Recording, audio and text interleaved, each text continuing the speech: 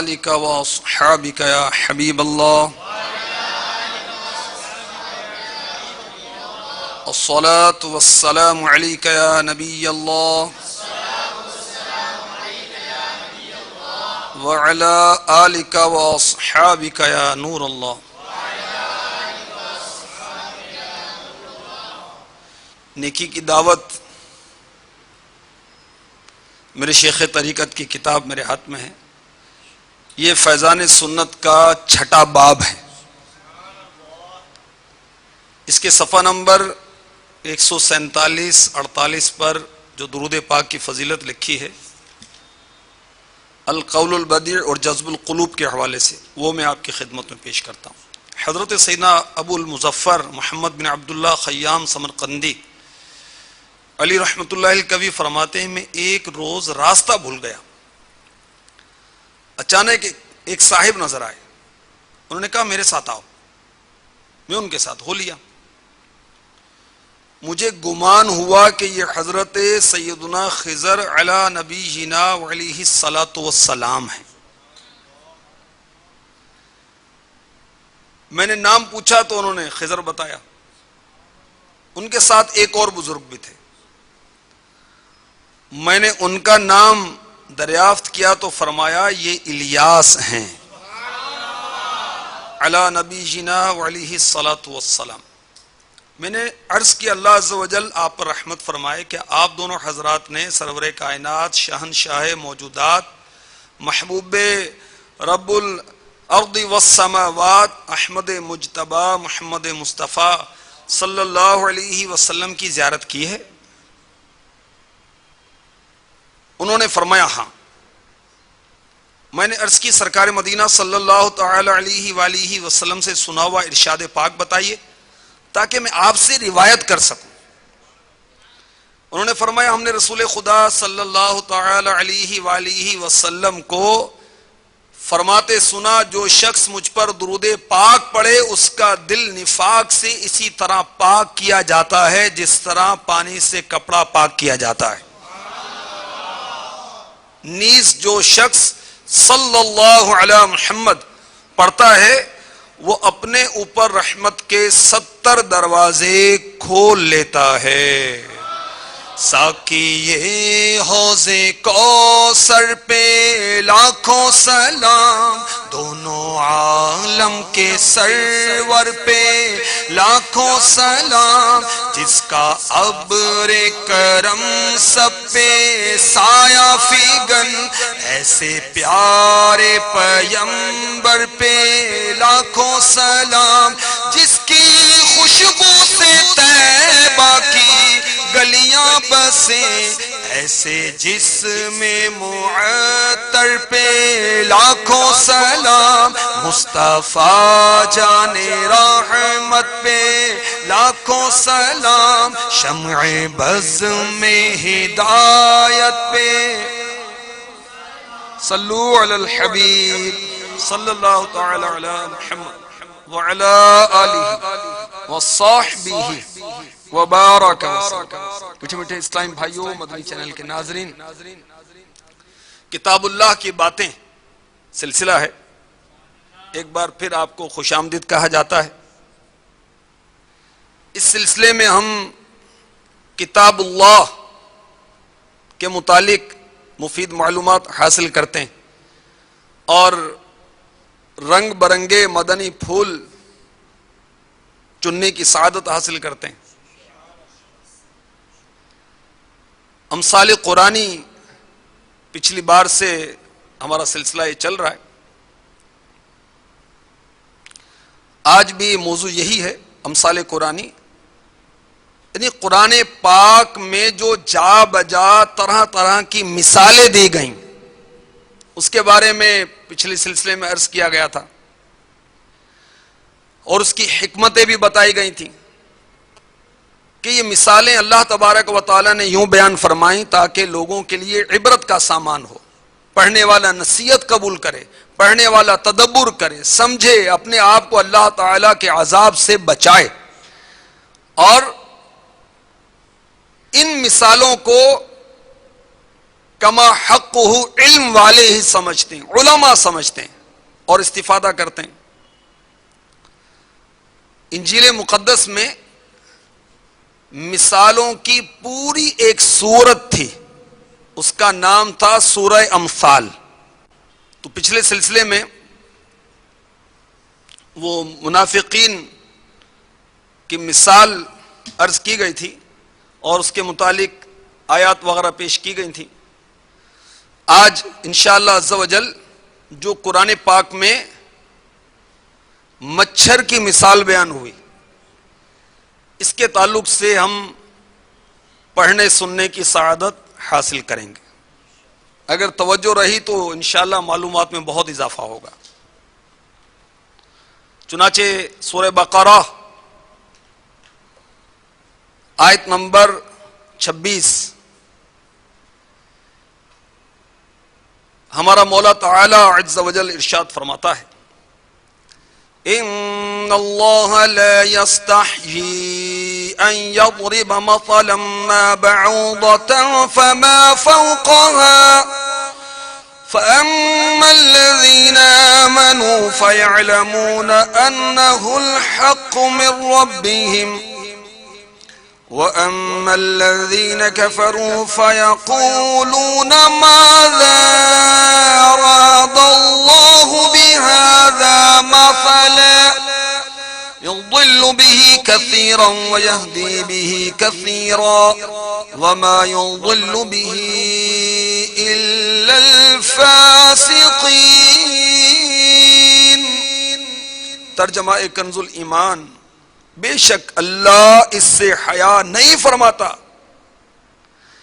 کہ مثال سمجھانے کو کیسی ہی چیز کا ذکر فرمائے، مچھر ہو یا اس سے بڑھ کر۔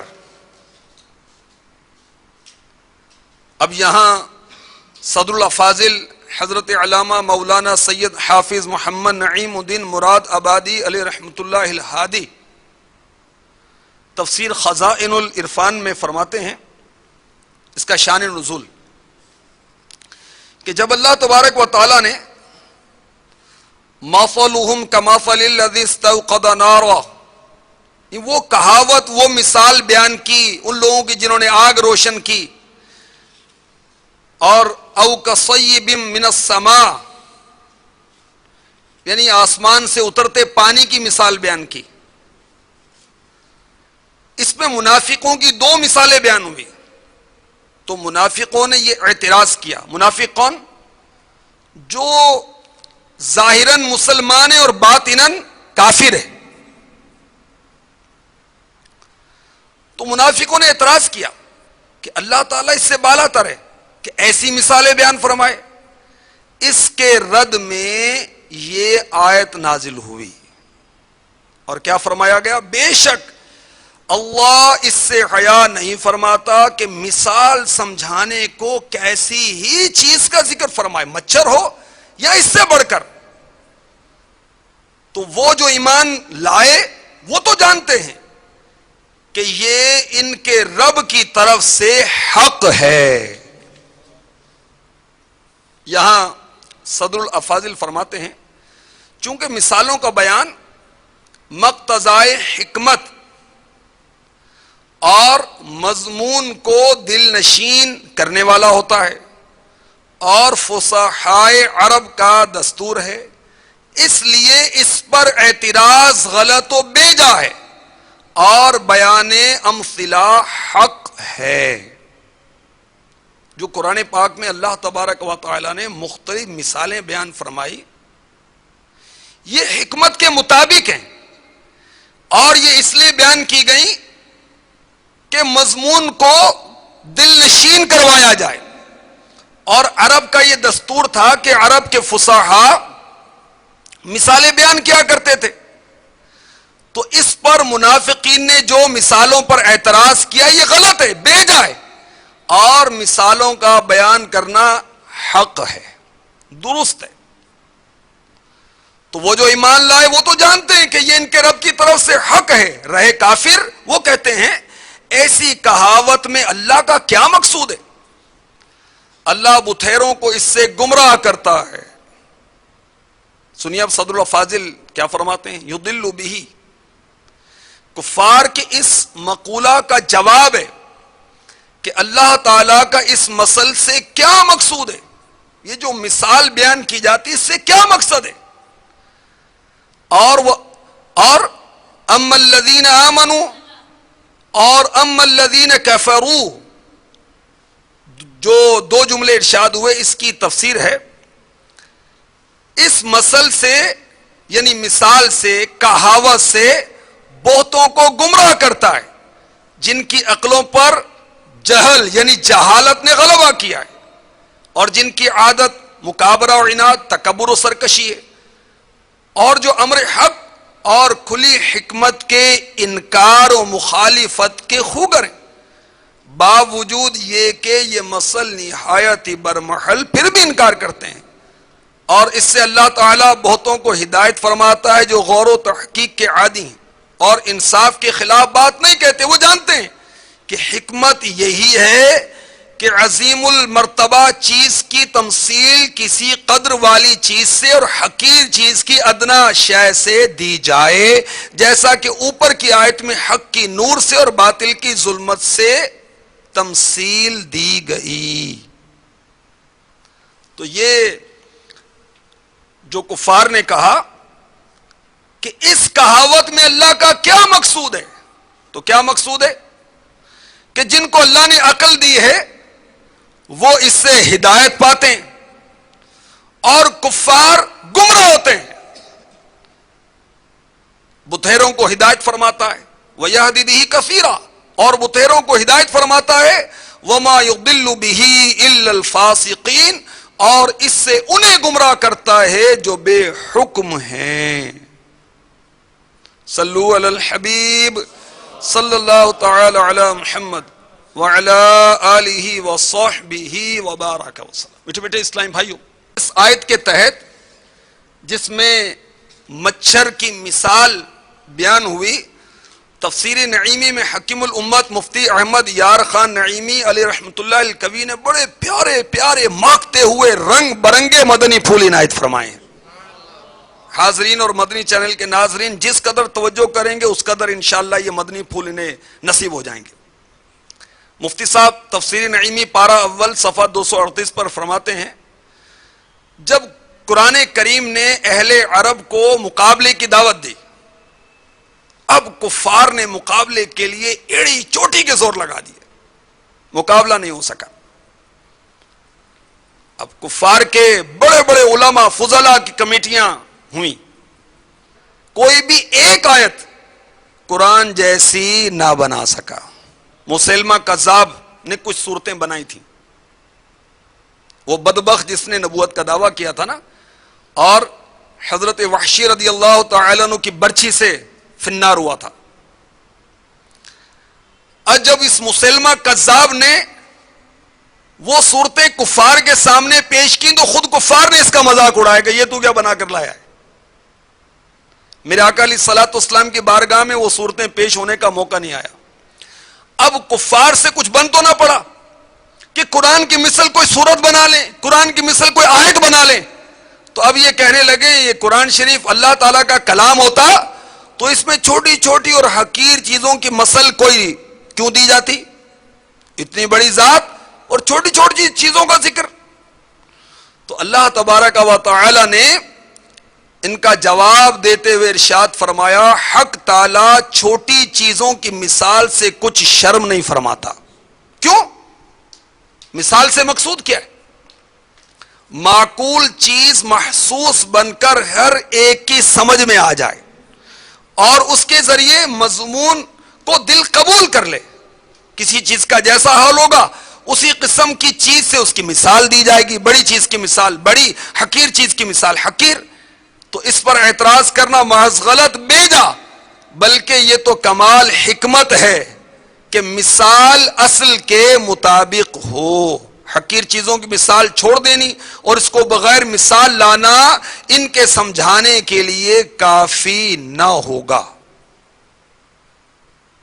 مفتی صاحب مزید فرماتے ہیں تفسیر نعیمی میں، مثل مشہور ہے، مثل کہاوت کہ مثال اقوال کا چراغ ہے. مثال کیا ہے؟ اقوال، باتوں کا چراغ ہے. اب چراغ سونے کا ہو یا مٹی کا، روشنی میں فرق نہیں رکھتا. ہاں، فحش اور گندی باتیں، جھوٹی خبریں اللہ تعالی کی شان کے خلاف ہیں. اسی لیے قرآن کریم ان دونوں سے پاک ہے. اے کافرو، تم جو کہتے ہو کہ ان معمولی مثالوں سے مقصد کیا ہے، تو اصل مقصد جو تھا وہ بتا دیا گیا. اس کے ساتھ ساتھ ان سے یہ فائدہ بھی حاصل ہوا کہ بے ایمانوں کی بے ایمانی اور ایمانداروں کی ایمان ان مثالوں کے ذریعے سن کر اور بڑھ گئے. جب اللہ تبارک و تعالیٰ نے مثالیں ارشاد فرمائی تو اس کا کیا ہوا کہ بے ایمانوں کی بے ایمانی بڑھ گئی اور ایمان والوں کے ایمان میں ترقی ہوئی. مزید مفتی صاحب فرماتے ہیں یہ مثالیں پانی کی طرح ہیں. کھاری زمین میں پہنچ کر اب کانٹے اگیں گے، اور عمدہ زمین میں جب یہ پانی بارش کا پہنچتا ہے تو وہاں پر گلاب کھلتے ہیں، چمیلی اگتے ہیں. بارش ایک ہی مگر مختلف زمینوں میں مختلف اثر کرتی ہے. اسی طرح مثالیں ہیں، مسلمانوں کے دل میں پہنچتی ہیں کچھ اور اثر کرتی ہیں، یہی کفار کے قلوب میں کچھ اور اثر کرتی ہیں. مزید مفتی صاحب لکھتے ہیں کہ اس آیت سے یہ فائدہ بھی حاصل ہوا کہ جب ضدی انسان دلائل سے عاجز ہوتا ہے تو اب وہ پھنس جاتا ہے وہم میں، شکوک کے دلدل میں دھنس جاتا ہے. اس لیے بزرگان دین رحمہم اللہ المبین فرماتے ہیں ہدایت دلیلوں سے نہیں، حق تعالی کے فضل سے حاصل ہوتی ہے. صلو علی الحبیب صلی اللہ تعالی علی محمد وعلی آلہ وصحبہ وبارک وسلم. توجہ رکھیے گا، اور بھی بڑے پیارے پیارے مدنی پھول آ رہے ہیں.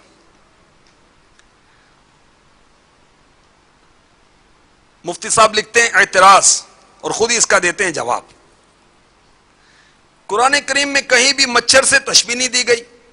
مکڑی اور مکھی کا ذکر ضرور آیا ہے. انشاءاللہ اگلے سلسلوں میں مکڑی اور مکھی کی جو مثالیں دی گئیں اس کی آیات اور اس کی وہ حکمتیں بھی عرض کرنے کی سعادت حاصل کی جائے گی، کوشش کی جائے گی. تو یہاں یہ فرمانا کہ رب تعالیٰ مچھر کی مثال سے شرماتا نہیں، کیوں کر صحیح ہوگا؟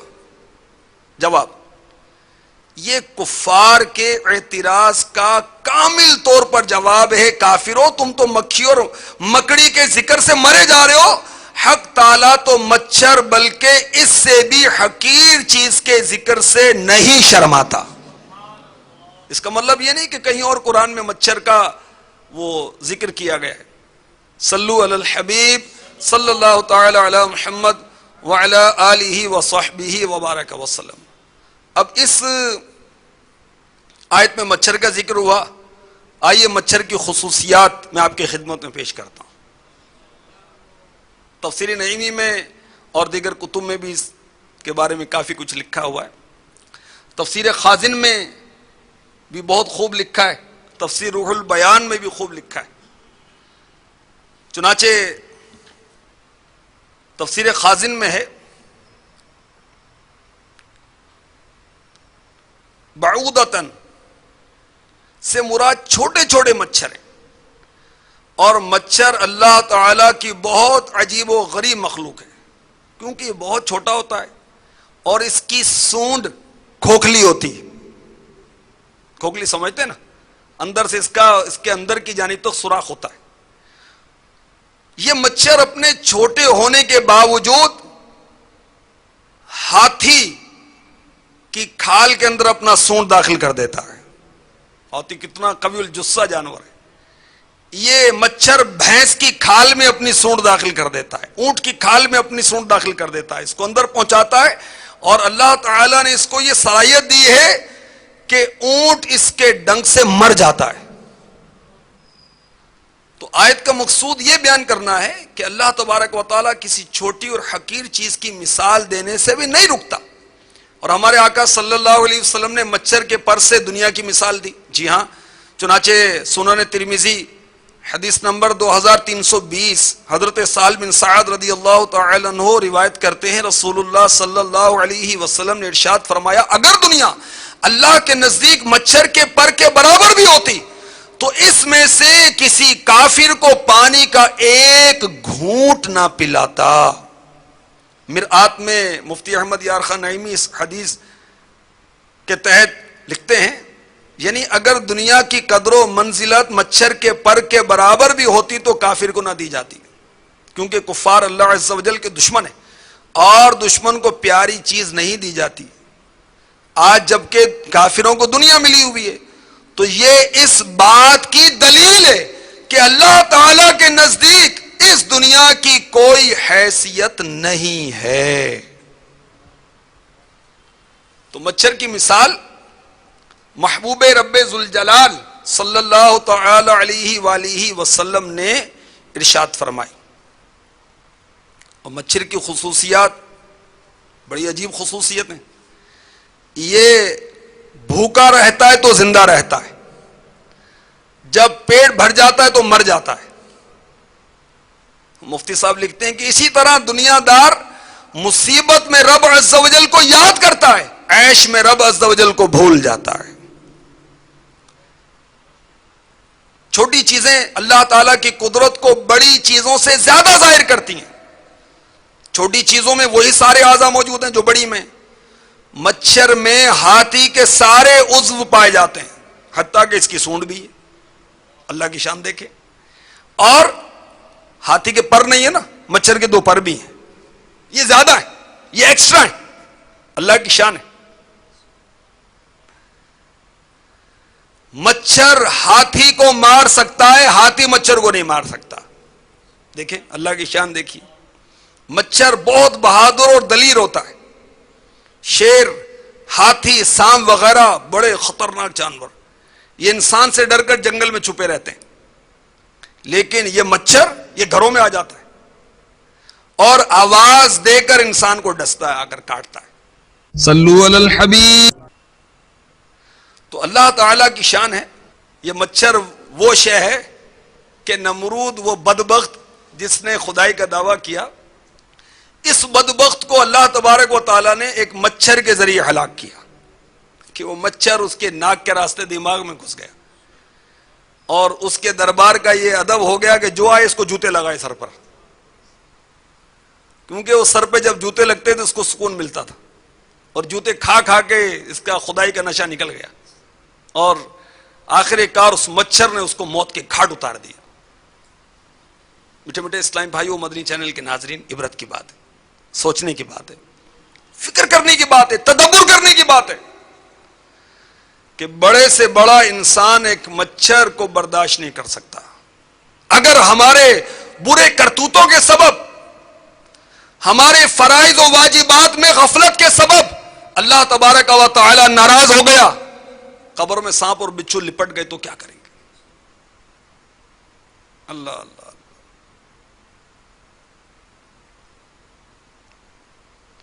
امیر اہل سنت وہ مناجات میں رب کی بارگاہ میں عرض کرتے ہیں، ڈنک مچھر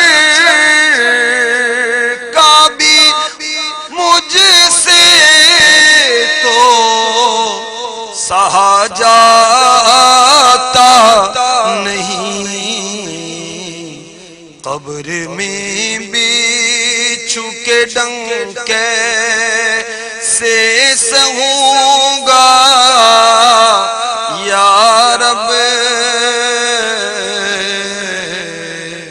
عفو کر اور صدا کے لیے راضی ہو جا، گر کرم کر دے تو جنت میں رہوں گا یا رب۔ آمین۔ صلو علی الحبیب صلی اللہ تعالی علی محمد۔ مامون الرشید خطبہ پڑھ رہا تھا، مچھر اس کی آنکھ پر آگے بیٹھ گیا، بار بار اڑاتا ہے مگر وہ دفع نہیں ہوتا، یہاں تک کہ اس سلطان کو خطبہ چھوڑنا پڑا اور کہنے لگا اللہ تعالیٰ نے مچھر کو کیوں پیدا کیا؟ تو ایک صاحب نے کہا کہ اللہ تعالیٰ نے مچھر کو اس لیے پیدا کیا ہے تاکہ بڑے بڑے جابر بادشاہ مجبور ہو کر رب تعالیٰ کی قہاری معلوم کریں کہ تمہاری اوقات یہ ہے کہ تم مچھر کا مقابلہ نہیں کر سکتے. اللہ اکبر. مفتی صاحب مدنی پھول عنایت فرماتے ہیں مومنین جو ایمان والے ہیں ان جیسی مثالوں کی وجہ سے قرآن کے کلام الہی ہونے کا انکار نہیں کرتے. کیوں؟ کہ مومنین جانتے ہیں، ایمان والے جانتے ہیں کہ مچھر وغیرہ کو پیدا کرنا عیب نہیں، تو اس کی مثال دینا عیب کیوں ہوگا؟ بلکہ یہ تو عین حکمت ہے کہ چھوٹی چیز کی مثال چھوٹی سے اور بڑی چیز کی مثال بڑی سے ہی دی جاتی ہے. صلو علی الحبیب صلی اللہ تعالی علی محمد وعلی آلہ وصحبہ وبارک وسلم. مچھر کے بارے میں فضان سنت میں بھی لکھا ہوا ہے. یہ وہ عظیم کتاب ہے جس کا درس دیا جاتا ہے. خوش نصیب اسلام بھائی مساجد میں، مدارس میں، جامعات میں، گھروں پر، چوک پر درس کی سعادت حاصل کرتے ہیں اور امیر اہل سنت انہیں بہت دعاؤں سے نوازتے ہیں. آئیے امیر اہل سنت نے اس میں مچھر کے بارے میں کیا لکھا ہے. لکھتے ہیں مچھر انسانی خون کا حریص ہوتا ہے. یہ خون کی رگ کے اوپری جلد پر جو کہ نسبتاً نرم ہوتی ہے بیٹھ کر اپنی خرطوم گاڑ کر خون چوسنے مشغول ہو جاتا ہے. خرطوم یعنی کھوکھلی سونڈ. اور بعض اوقات اتنا زیادہ پی لیتا ہے کہ اڑنے سے معذور ہو جاتا ہے یا اس کا پیٹ ہی پھٹ جاتا ہے اور مر جاتا ہے. مچھر میں اللہ تعالیٰ نے یہ قوت رکھی ہے کہ بسا اوقات اونٹ کو قتل کر دیتا ہے، بلکہ ہر چوپائے کو قتل کرنے کی صلاحیت رکھتا ہے. مچھر کے ڈنک سے ہلاک شدہ جانور کو جو بھی درندہ یا پرندہ کھا لیتا ہے وہ درندہ یا پرندہ بھی فوراً مر جاتا ہے. قدیم زمانے میں شاہان عراق کے ہاں سزائے موت کا انتہائی اذیت ناک طریقہ تھا. کیا طریقہ تھا؟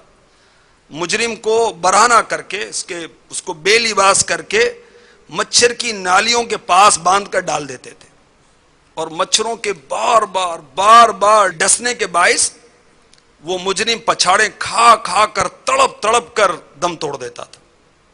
اور نمرود کوئی مچھر نہیں مارا جیسے کہ پہلے بھی عرض کیا گیا. امیر علیہ سنت لکھتے ہیں حضرت سیدنا ربیع بن انس رحمت اللہ تعالی علیہ فرماتے ہیں مچھر جب بھوکا رہے زندہ رہتا ہے اور جب کھا پی کر سیر ہو جائے تو موٹا ہو جاتا ہے اور جب موٹا ہو جاتا ہے تو مر جاتا ہے. یہی حال آدمی کا ہے. جب وہ دنیا کی نعمتوں سے مالا مال ہوتا ہے تو اس کا دل مردہ ہو جاتا ہے.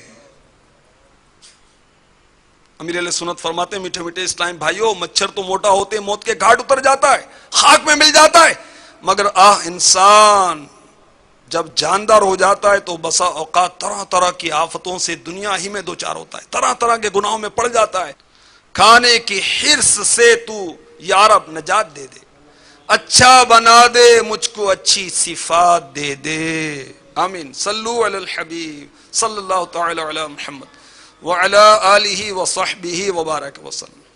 میٹھے میٹھے اسلام بھائی مدنی چینل کے ناظرین یہ بھی عرض کرتا چلوں فضائل دعا جو مکتبۃ المدینہ نے شائع کیے احسن الوعاء کا ترجمہ یہ اعلی حضرت کے والد کی لکھی ہوئی کتاب ہے. اس میں لکھا ہے کہ مچھر پر لعنت کرنا منع ہے. مچھر پر لعنت نہیں کر سکتے. بہار شریعت جلد 3 صفحہ 635. مچھر کا خون پاک ہے. بہار شریعت حصہ 16 صفحہ 413.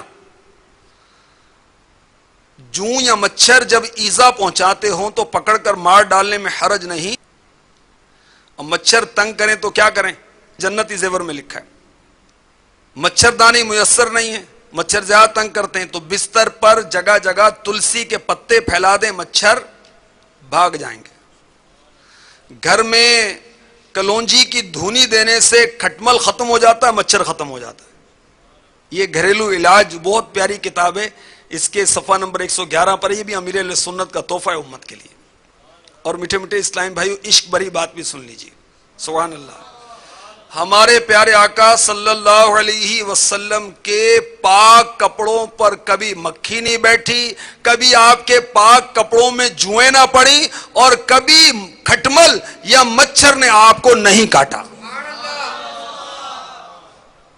یہ سیرت مصطفیٰ میں لکھا ہے، صفحہ نمبر 565۔ اور وجہ کیا لکھی اس کی کہ ہمارے آقا علیہ الصلوۃ والسلام نور تھے۔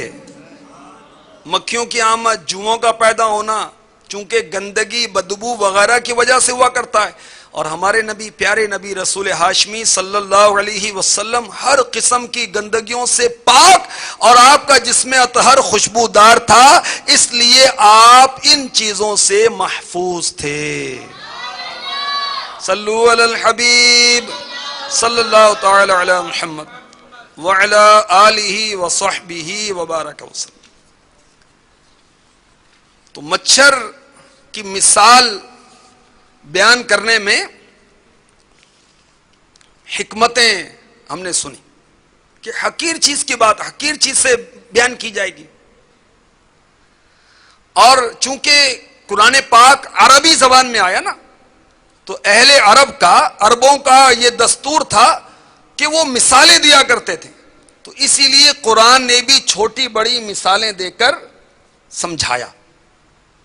آئیے تفسیر خازن میں جو کچھ لکھی مثالیں وہ آپ کو میں عرض کرتا ہوں۔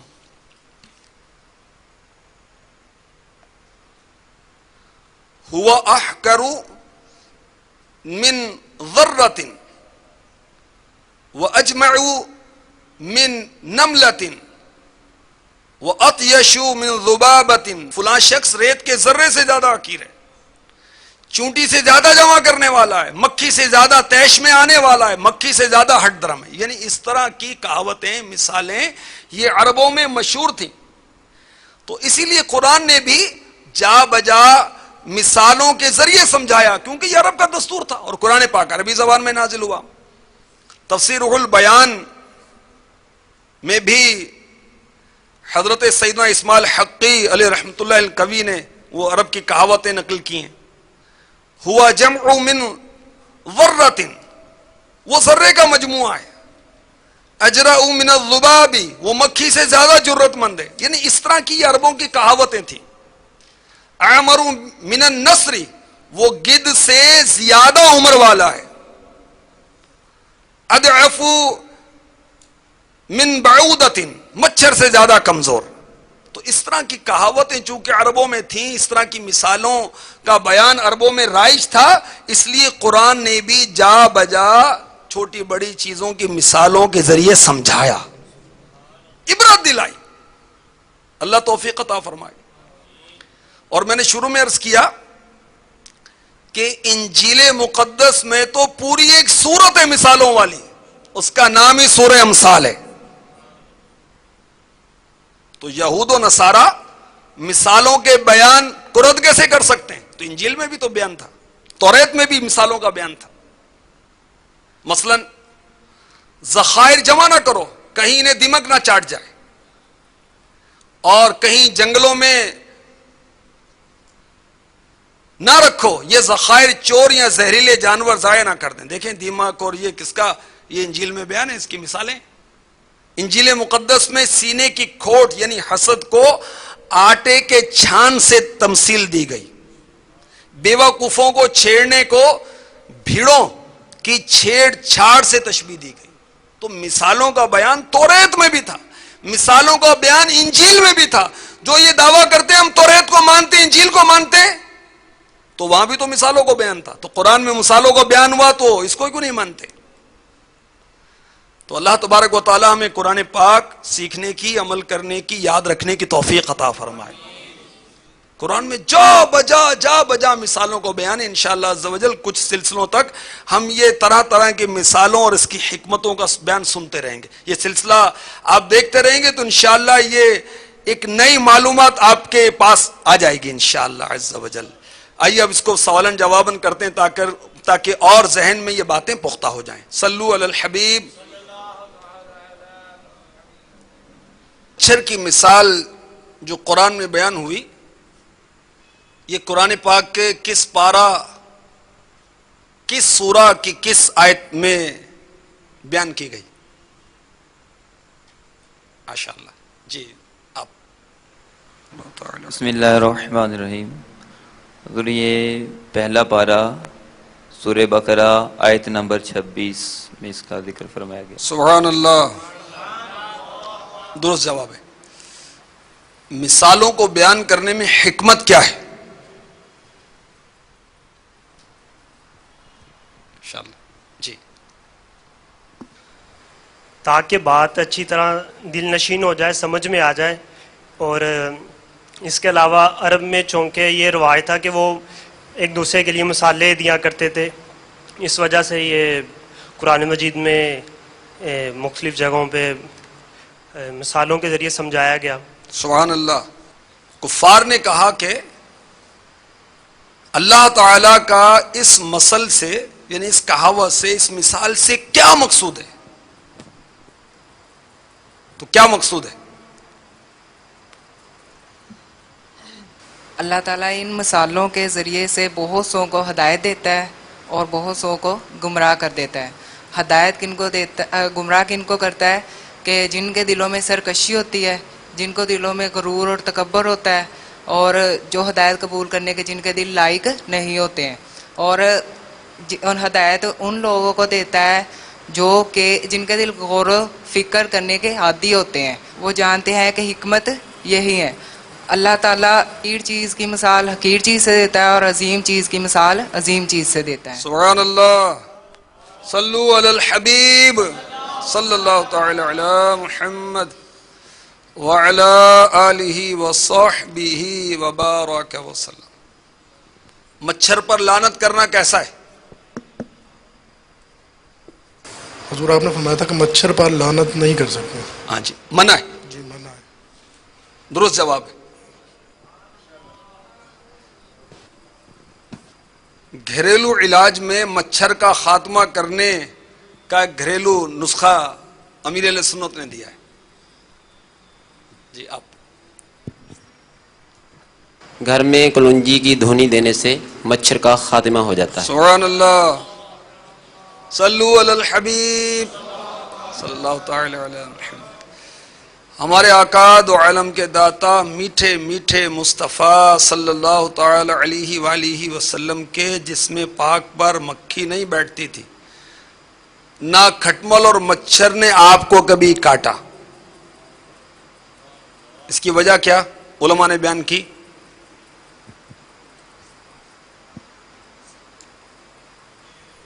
اس لیے کہ آپ صلی اللہ تعالی علیہ وسلم نور ہیں. سبحان اللہ. اور ہر قسم کی گندگیوں سے پاک ہیں، اور آپ کا جسم عطر خوشگوار ہے. ماشاءاللہ. میٹھے میٹھے اسلامی بھائیو، دعوت اسلامی کہ عشق بھرے مدنی ماحول کو اپنا لیجئے.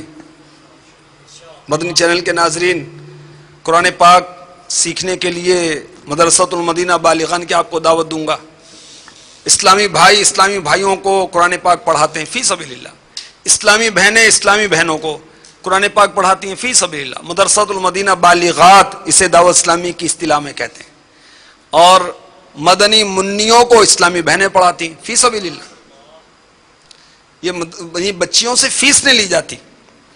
اور قاری صاحبان مدنی منوں کو پڑھاتے ہیں، مدنی منوں سے کوئی فیس نہیں لی جاتی. پاکستان میں کم و بیش 1082 مدارس المدینہ چل رہے ہیں الحمدللہ عز و جل. اللہ تعالی ہمیں قرآن کی محبت نصیب فرمائے. قرآن پاک کو پڑھنے کی اور اسے سیکھنے کی، یاد رکھنے کی، عمل کرنے کی توفیق عطا فرما دے.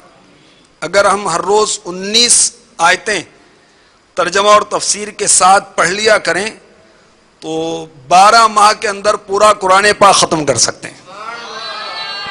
تو جو اسلامی بھائی تشریف لائے ہوئے سلسلے میں ان کو بھی مشورہ دیتا ہوں, مدنی چینل کے ناظرین کو بھی مشورہ دیتا ہوں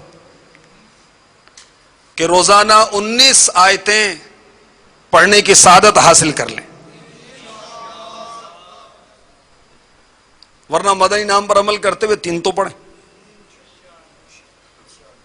3 آیتیں ترجمہ و تفسیر کے ساتھ. انشاءاللہ عز و جل آپ کو عشق رسول حاصل ہوگا. ہاں, قرآن پاک پڑھنے سے عشق رسول ملتا ہے, قرآن پاک پڑھنے سے عشق الہی ملتا ہے, قرآن پاک پڑھنے سے عبرتیں حاصل ہوتی ہیں, قرآن پاک پڑھنے سے ثواب ملتا ہے, قرآن پاک پڑھنے سے برکت ہوتی ہے, قرآن پاک پڑھنے سے اللہ تبارک و تعالیٰ کا قرب خصوصی حاصل ہوتا ہے. تو دعوت اسلامی کا مدنی ماحول اپنا لیں گے, انشاءاللہ دنیا میں اور آخرت میں خیر ہی خیر, خیر ہی خیر نصیب ہوگی. آئیے آپ کو میں نیکی کی دعوت کتاب سے ایک مدنی بہار بھی گوش گزار کرتا ہوں. صلو علی الحبیب. باول مدینہ کراچی کے علاقہ ملیر کے اسلامی بھائی کے بیان کا خلاصہ. یہ کہتے ہیں کہ شومی قسمت سے عشق مجازی میں گرفتار ہو کر گناہوں میں بدمست ہو گیا, اور ایک روز مجھے خبر ملی کہ گھر والوں نے اس کی شادی کہیں اور کر دی. اس وقوع یعنی صدمے کے بعد میری زندگی اجیرن ہو گئی, یعنی دشوار ہو گئی. بالآخر میرا انجام ہی وہی ہوا جو عشق مجازی میں شیطان کے ہاتھوں کھلونا بننے والے سینکڑوں ناکام اور مراد عاشقوں کا ہوتا ہے. میں بیزار ہو گیا. چرس, افیون, شراب, ہیروئن, نشاور, انجیکشن جیسے مہلک منشیات کا عادی بن گیا, اور اپنے فاسد گمان میں قلبی سکون پانے کی خاطر شاید ہی کوئی نشہ ہو جو میں نے نہ کیا ہو. زندگی سے اس قدر تنگ آ چکا تھا کہ معاذ اللہ عز و جل کئی بار تو خودکشی کی بھی ناکام کوشش کی. خود کو ختم کرنے کی خاطر ڈیٹول, پیٹرول اور تیزاب تک پیا, لیکن سانسوں کی گنتی ابھی پوری نہ ہوئی تھی. رب العالمین عز و جل کی بے نیازی پر قربان جاؤں, اتنی نافرمانیوں کے باوجود اس نے مجھ پر باب رحمت بند نہ کیا. سبب کرم کچھ یوں ہوا کہ میری ملاقات دعوت اسلامی کے ماہ کے مشکبار مدنی ماحول سے وابستہ ایک عاشق رسول سے ہو گئی. ان کے میٹھے بول سن کر میرے دل میں اثر نو جینے کی امنگ جاگ اٹھی. اس عاشق رسول کی انفرادی کوشش کی برکت سے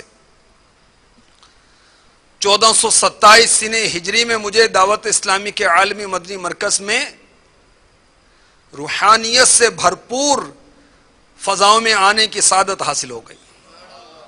ہر سو سبز امامے والے عاشقان رسول دیکھ کر میرا ایمان تازہ ہو گیا, اور ہاتھوں ہاتھ ماہ رمضان کے 30 روزہ اجتماعی اعتکاف میں بیٹھ گیا. الحمدللہ عز و جل مجھ گناہ گار کو بھی رمضان کے روزے رکھنے کی سعادت حاصل ہوئی. مدنی ماحول کی برکت سے سر پر عشق مجازی کا جو بھوت تھا وہ اتر گیا. دل سے برے خیالات جاتے رہے. چہرے پر داڑھی سجا لی, سر پر سبز امامہ شریف سجا لیا, اور بدن پر سنت کے مطابق مدنی لباس سجا لیا. اور الحمدللہ عز و جل 5 وقتہ نماز کا پابند بن گیا. اور تادم تحریر مجھے اپنی اور ساری دنیا کے لوگوں کی اصلاح کی کوشش کرنی ہے کہ انشاءاللہ مجھے اپنی اور ساری دنیا کے لوگوں کی اصلاح کی کوشش کرنی ہے کہ مقدس جذبے کے تحت مدنی کاموں کے لیے کوشاں ہوں. عطائے حبیب خدا مدنی ماحول ہے, فیضان غوث و رضا مدنی ماحول, بفیضان احمد رضا انشاءاللہ یہ پھولے پھلے گا صدا مدنی ماحول انشاءاللہ عز و جل. اللہ تبارک و تعالی ہمیں نیک بنا دے. آمین آمین.